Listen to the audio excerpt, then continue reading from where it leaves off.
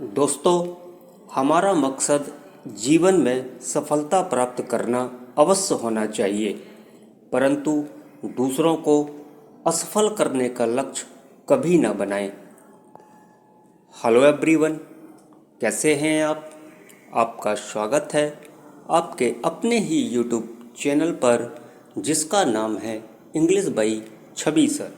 तो दोस्तों, आज मैं डिस्कस करने जा रहा हूँ BA 5th semester paper first history of English literature की unit 3 renaissance and reformation period से एक इम्पॉर्टेंट लॉन्ग क्वेश्चन को।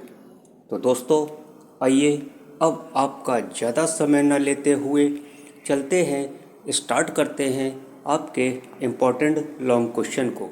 और क्वेश्चन है, what is renaissance in English literature discuss. अंग्रेजी साहित्य में पुनर्जागरण क्या है, चर्चा करिए। Let's see the answer. आइए आंसर को अब लाइन बाय लाइन समझते हैं। Renaissance is a French word which means, renaissance एक फ्रेंच शब्द है विच मीन्स जिसका मतलब होता है रीबर्थ यानी पुनर्जन्म, और रिवाइवल यानी पुनर्जागरण, और रीअवेकनिंग यानी कि पुनः जागृति। Renaissance brought revival in learning. जो रिनेसेंस है, रिवाइवल इन लर्निंग यानी शिक्षा में पुनरुद्धार लेकर आया। Making the intellectuals aware of the treasure of the past, जिससे बुद्धिजीवियों को अतीत के ट्रेजर मतलब खजाने के बारे में पता चला। Renaissance can be understood briefly in 3 quest. पुनर्जागरण को संक्षेप में इन क्वेस्ट मतलब खोजों में समझा जा सकता है। द क्वेस्ट ऑफ नॉलेज, ज्ञान की खोज। द क्वेस्ट ऑफ पावर, शक्ति की खोज। द क्वेस्ट ऑफ मनी, पैसों की खोज। The powerful church in the medieval period, मध्यकाल में चर्च शक्तिशाली हो गया। And the power shifted to the political institution, और सत्ता राजनीतिक संस्थानों के हाथ में चली गई। The explorers navigated all 4 directions to find new places for trade and commerce, यानी कि एक्सप्लोरर्स मतलब खोजकर्ताओं ने ट्रेड और कॉमर्स के लिए यानी व्यापार और वाणिज्य के लिए न्यू प्लेसेस नए स्थान खोजने के लिए सभी चारों दिशाओं में भ्रमण किया। 4 डायरेक्शंस में नेविगेट किया यानी चारों दिशाओं में भ्रमण किया। It brought radical changes in the field of learning, ये फील्ड ऑफ लर्निंग यानी ज्ञान के क्षेत्र में, ह्यूमनिज्म मानवता के क्षेत्र में, क्रिश्चियनिटी ईसाई धर्म के क्षेत्र में, एंड लिटरेचर इन जनरल साहित्य के क्षेत्र में रेडिकल चेंज लेकर आया यानी अभूतपूर्व परिवर्तन लेकर आया। Development of English literature remained stagnant for more than a century after the death of Chaucer. Chaucer की मृत्यु के बाद 1 शताब्दी से भी अधिक समय तक अंग्रेजी साहित्य का विकास स्टैग्नेंट रहा, मतलब अंग्रेजी साहित्य का विकास रुका रहा।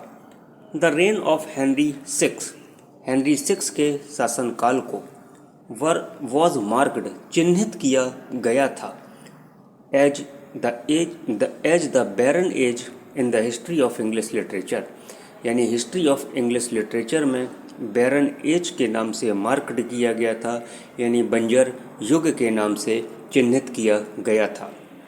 The war against France and internal conflicts made it the less fertile age in creative works. France के खिलाफ युद्ध और आंतरिक संघर्षों ने इसे रचनात्मक कार्यों में लेस फर्टाइल यानी कम उपजाऊ युग बना दिया था। But this period remained successful in the stability of many things like literacy, A rise of middle class etc। लेकिन यह काल कई चीज़ों जैसे कि लिटरेसी मतलब साक्षरता और ए राइज ऑफ मिडिल क्लास यानी मध्य वर्ग का उदय आदि में स्थिरता लाने में सफल रहा, स्टेबिलिटी लाने में सफल रहा। The politics of the nation, राष्ट्र की राजनीति, वॉज अटेनिंग स्टेबिलिटी, स्थिरता प्राप्त कर रही थी। Several disputes with other states and the countries, यानी कई प्रकार के जो डिस्प्यूट्स थे, जो झगड़े थे दूसरे स्टेट्स मतलब राज्यों के साथ और दूसरी कंट्रीज के साथ, वर ग्रेजुअली बीइंग सेटल्ड, यानी धीरे धीरे सुलझ रहे थे। And geographical expansion of the nation brought her from the far east to the far west, और राष्ट्र का जोग्राफिकल एक्सपेंशन यानी भौगोलिक विस्तार उसे सुदूर पूर्व से सुदूर पश्चिम तक ले आया।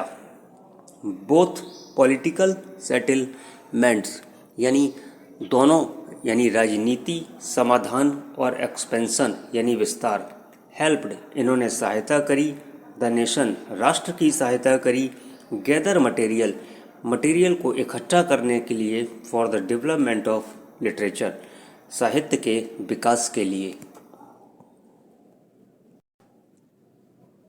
In the field of literature, साहित्य के क्षेत्र में, many writers followed Chaucer's writing style and tradition, कई लेखकों ने चौसर की राइटिंग स्टाइल को और उनकी ट्रेडिशन मतलब परंपराओं को फॉलो किया, उनका अनुसरण किया। एंग्लो सेक्सन वर्सेस, जो एंग्लो सेक्सन कविताएं थीं, बिकेम मोर पॉपुलर, ज़्यादा से ज़्यादा प्रसिद्ध हो गईं, until the emergence of the renaissance, पुनर्जागरण के उद्भव तक। John Walton, William Caxton, John Skelton and sir Thomas Malory और अदर पोएट्स, ये कुछ दूसरे कवि थे, राइटर्स लेखक थे, एंड ट्रांसलेटर्स अनुवादक थे। हैविंग माइनर कंट्रीब्यूशन, इन्होंने छोटे छोटे योगदान दिए, in the literature of the period, उस पीरियड के साहित्य में छोटे छोटे योगदान दिए थे। तो दोस्तों, ये था आपका क्वेश्चन रिनेसेंस के ऊपर। आपको कैसा लगा कमेंट करके ज़रूर बताइए, और यदि आपने अभी तक English by Chhavi sir channel को सब्सक्राइब न किया हो तो चैनल को सब्सक्राइब करिए, और यदि वीडियो अच्छा लगा हो तो वीडियो को लाइक करिए और अपने दोस्तों के साथ शेयर करना बिल्कुल भी मत भूलिए।